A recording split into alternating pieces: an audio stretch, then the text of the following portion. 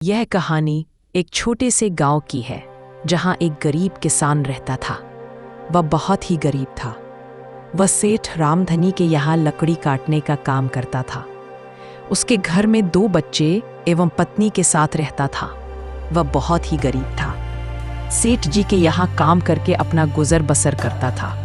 ऐसे ही एक दिन, सुनिए जी, सेठ जी से कहिए कुछ पैसा बढ़ाए, इतने में घर का गुजारा नहीं हो पाता है। एक तो दिन भर सेठ जी के यहाँ काम करते हैं, फिर भी सेठ जी इतना कम पैसा देते हैं। क्या करें पारो, हमको भी तो मालूम है कि इतने पैसे में क्या गुजारा होगा। इतने पैसे में घर का भी खर्च होता है और उसी में से बच्चों को फीस के लिए भी पैसा देना होता है। हमारे साथ इतने पैसे में हरिया भी तो काम करता है। चलो ठीक है, हमारा काम पर जाने का टाइम हो गया है। ठीक है, अब हम जा रहे हैं, बच्चों को स्कूल भेज देना। ठीक है जी, जाइए, पर काम से थोड़ा जल्दी छुट्टी ले लिया करिएगा। रात को आते रहे, फिर सुबह चले जाते हैं। टिफिन ले लिए है ना, खाना खा लीजिएगा। रामू सेठ जी के यहाँ काम करने के लिए चल देता है। रास्ते में हरिया पेड़ के नीचे बैठा रामू का इंतजार कर रहा होता है। आओ रामू, थोड़ा छाप ले लो। इतनी धूप है, गर्मी ने तो हालत खराब कर दिया है। इतनी धूप में कैसे काम होगा? क्यों हरिया, आज काम पर चलने का मन नहीं है क्या? आज तो बढ़िया पेड़ के नीचे बैठकर आराम कर रहे हो, उधर फिर सेठ जी डांट लगाते हैं। हाँ भाई, चलना तो है, वरना घर का खर्च कैसे चलेगा। एक तो सेठ रामधनी के यहाँ हम लोग दिन भर काम करते हैं और वो पैसा वैसे भी कम देता। उसमें भी कुछ ना कुछ बहाना करके पैसा काट लेता है। फास्ट चलेंगे तो भी क्या होगा, उसको तो यही लगेगा कि हम लोग लेट आए हैं। ठीक है, चलो भी, अब चाहे जो भी हो, काम तो करना ही पड़ेगा। चाहे कम पैसा हो या फिर सेठ डांटे, पेट के लिए काम तो करना ही होगा, वरना बीबी बच्चे को खाने के लिए भी मोहताज होना पड़ेगा। दोनों दोस्त रामू और हरिया काम पर चल देते हैं। सूरज सर पर चढ़ गया। इतनी कड़ी धूप में दोनों दोस्त 3 मील चलकर हमेशा जाते हैं। चाहे ठंडी हो या चाहे गर्मी हो या बरसात हो, उनका हमेशा का यही काम था। दोनों दोस्त बात करते करते सेठ रामधनी के लकड़ी फैक्ट्री में पहुंच जाते हैं। आज सेठ वहां पहले ही पहुंचा होता है तो हरिया रामू से बोलता है, आज तो सेठ जी हम सबसे आगे आ गए। आज पक्का है हम लोगों को डांटेंगे। पहले तो हम लोग आ जाते थे, इसके बाद सेठ जी आते थे। आज तो पहले ही आ गए हैं। मैं कहता था ना, चलो तुम ही बोले कि नहीं हो गया, चलेंगे। लो अब कर लो आराम, अब लो और बगार काट लेंगे। वैसे भी टाइम पर पैसा नहीं देते हैं। ये सब तुम्हारे कारण हुआ है हरिया। सेठ धनीराम क्रोधित होकर रामू और हरिया को देख रहा था। देखते देखते रामू और हरिया उसके पास पहुंच जाते हैं। सेठ धनीराम उन लोगों से बोलता है, क्यों रे रामू और हरिया, तुम लोग आपस में क्या बात कर रहे हो? तुम लोग तो काम पर बहुत लेट आते हो और बोलते हो कि हम सुबह ही आ जाते हैं। इसीलिए तो हमने सोचा चलो आज देखते हैं तुम लोग कितना सुबह आते हो। चलो हो गया, अब लेट आए हो तो मेरा मुंह ना देखो, काम पर लग जाओ। रामू और हरिया दोनों काम पर लग जाते हैं। धीरे धीरे शाम हो जाती है और महीने का अंतिम दिन भी था। उन लोगों को लगा सेठ जी आज पेमेंट करेंगे। रामू और हरिया ने देखा कि सेठ तो फैक्ट्री में नहीं है।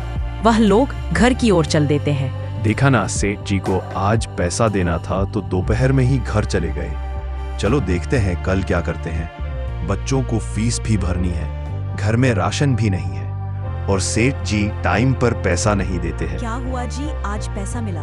बच्चे स्कूल गए थे तो बोल रहे हैं मम्मी, मास्टर जी पैसे के लिए बोले हैं और बता रहे थे कि अगर पैसा कल नहीं मिला तो तुम लोगों को स्कूल से बाहर निकाल देंगे, फिर घर बैठना।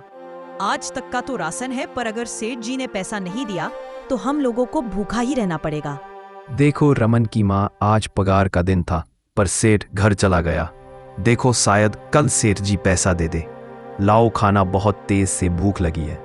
आज सुबह से लगातार काम कर रहे हैं। सुबह हो जाती है। रोज की तरह रामू अपने काम पर निकल देता है और रास्ते में हरिया भी मिल जाता है। दोनों दोस्त साथ में काम पर निकल देते हैं। आज भी सेठ टाइम पर लकड़ियों के गठबंधों में पहुंचा होता है। हरिया और रामू आकर अपना पैसा ले लो। कल मैं कुछ जरूरी काम से बाहर चला गया था, इसीलिए तुम लोगों का पैसा नहीं दे पाया था। आज आकर ले लो। हालो रामू, तुम्हारा पूरा 1500 रुपए है। क्यों सेठ जी, मैंने तो कभी छुट्टी नहीं ली, फिर आप मेरा पैसा क्यों काट रहे हैं? मैं रोज इतनी गर्मी में काम पर आता था, फिर भी। क्योंकि तुम काम पर लेट आते थे, भले रोज नहीं आते थे, पर कभी कभी के हिसाब से तुम्हारा पैसा 100 रुपए मैंने काट लिया है। सेठ लालची था, इसीलिए हर बार 100-200 रुपए सबका काट लेता था। अब हरिया की बारी थी। हरिया बेचारा सेठ जी के पास आता है। हाँ तो हरिया, तुम्हारा पूरा पैसा 1250 रुपए हुए। ये लो अपना पैसा, ये तुम्हारा पूरे महीने की मेहनत है हरिया। सेठ जी, मैंने तो सिर्फ 2 ही दिन छुट्टी ली थी, फिर इतने कम रुपए क्यों? मुझे मेरा पूरा पैसा दीजिए। आप हर बार ऐसा कहकर 100-200 रुपए कम कर देते हैं। बताइए इतने महंगाई में कैसे गुजारा होगा? देख हरिया, पैसा तो इतना ही मिलेगा, काम करना है तो करो, नहीं तो तुम काम छोड़कर जा भी सकते हो। पैसा तो इतना ही मिलेगा। देख रामू का मैंने 100 रुपए काटा, वो कुछ नहीं बोला, जबकि वो रोज काम पर आता था।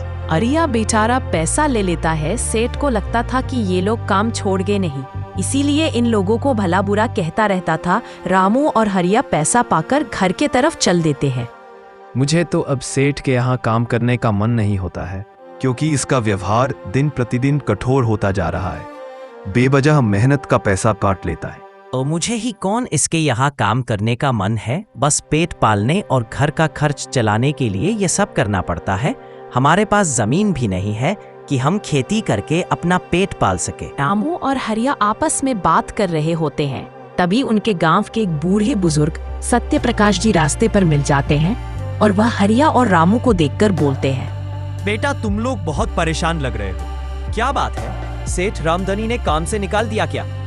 तुम दोनों चाहो तो आपस में मिलकर अपना कारोबार शुरू कर सकते हो, अगर तुम दोनों में कारोबार करने की क्षमता है तो।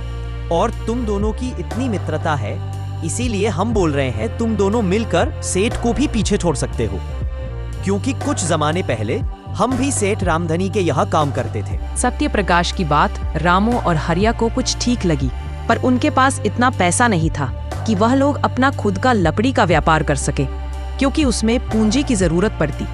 उनके लिए पैसा एक समस्या की तरह सामने आ गया। पर हरिया के पास थोड़ा बहुत राशन था, जिससे वह बोला, रामू क्यों ना हम लोग मिलकर एक होटल खोलें? जरूरी थोड़ी है कि हम लोग भी लकड़ी का ही व्यापार करें। तुम कुछ पैसे से मदद कर दो, हमारे घर में कुछ राशन है, उसी से हम अपना ढाबा खोलने का कारोबार शुरू कर सकते हैं। रामू को भी हरिया की यह बात कुछ ठीक लगी। उसे भी लगा कि उसके अलावा उनके पास कोई और चारा नहीं है, इसीलिए रामू भी हाँ कर दिया और दोनों अपने घर चले जाते हैं। घर में आकर रामू अपनी पत्नी से बात करता है। सुनो भाग्यवान, हरिया बोल रहा था कि इस महीने के पैसे से हम लोग अपना खुद का कारोबार शुरू कर रहे हैं। तुम क्या कहती हो? अपना खुद का होटल होगा, फिर धीरे धीरे अपना घर भी बड़ा कर लेंगे। ठीक है जी, हरिया भैया तो ठीक कह रहे हैं। कब तक उस लालची सेठ के मिल में काम करते रहेंगे? वह तो पूरा पैसा भी नहीं देता है और सुबह से लेकर शाम तक काम भी करवाता है। ठीक है, मुझे तो ये बात अच्छी लगी। आप अपना व्यापार शुरू करिए, मैं आपके साथ हूँ। इधर सेठ आकर अपने लकड़ी के गट्ठे के पास आकर बैठा होता है, लेकिन रामू और हरिया उसके काम पर नहीं आते हैं। अब इधर रामू और हरिया रोड के किनारे अपना एक होटल तैयार करते हैं। कुछ दिन तक तो उनके ढाबा पर कोई खाना खाने नहीं आता है, फिर भी वह लोग हिम्मत नहीं हारते हैं और अपना काम मन और लगन से करते हैं। हरिया रामू से कहता है, रामू भाई, हमने कुछ गलत तो नहीं किया? लगता है कि हम लोगों का ढाबा नहीं चल पाएगा, क्योंकि आज 3 दिन हो गए हम लोगों को ढाबा पर कोई खाना खाने नहीं आया है। 3 दिन से पूरा खाना बेकार हो रहा है, फिर कर्जा भी हो गया है, क्योंकि खाने में जो मसाला डाला हुआ है बहुत महंगा है, फिर कुर्सी टेबल बहुत ज्यादा पैसा खर्चा हो गया। नहीं हरिया, तुम ऐसी बात क्यों करते हो? आएंगे, थोड़ा सब्र रखो, मेहनत का फल मीठा होता है। हरिया, भगवान चाहेगा तो सब आगे बढ़ेंगे। हम लोग अपना कर्म करते रहेंगे, देखते हैं भगवान कब तक में फल देता है। देखना, कोई ना तो कोई ना आएगा ही। उसी दिन से उनके ढाबे पर धीरे धीरे लोग आने लगे। सब खाना खाते और उनके खाने की तारीफ करते। फिर अगल बगल के लोग सुनते, वो भी खाना खाने आते। देखते देखते उनका ढाबा चल पड़ा।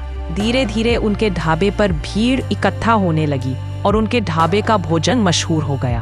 यार, हरिया और रामू के ढाबे का भोजन तो बहुत अच्छा है। मस्त मजा आ जाता है, बिन खाए जी में ही मानता। चलो फिर खा कर आते हैं। अब इधर रामधनी सेठ को आग लग गई कि ये हमारे यहाँ काम करते थे, पैसा हमसे लेते थे, तो ये लोग इतने अमीर कैसे हो गए। रामधनी से देखा ना गया, क्योंकि रामू और हरिया अब उसके बराबरी के हो गए, तो उससे ये देखा नहीं जा रहा था। लेकिन फिर भी एक दिन मिलने आया और उनके ढाबा पर खाना खाया, तो उसे भी खाना अच्छा लगा और सेठ का मन बदल गया। इस तरह रामू और हरिया की जिंदगी में परिवर्तन हुआ और वो लोग मेहनत और ईमानदारी से सब हासिल कर लिए। इसीलिए कहते हैं, हमें कभी भी हिम्मत नहीं हारना चाहिए, मेहनत और लगन से काम करना चाहिए। फिर मिलते हैं आपको एक और कहानी के साथ। धन्यवाद।